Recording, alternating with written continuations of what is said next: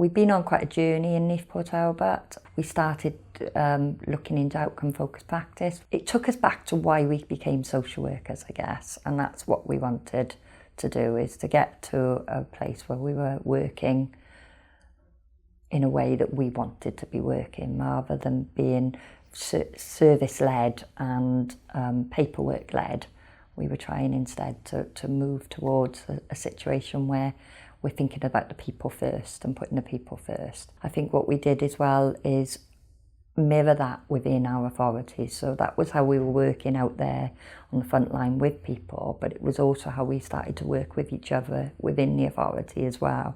And it gave people a chance to sort of really think for themselves rather than following the paperwork, following a process all the time. And for me, that's what the culture is. It's about us all listening to one another, understanding one another, and really thinking, well, where do we want to get to, and what are the steps to get there?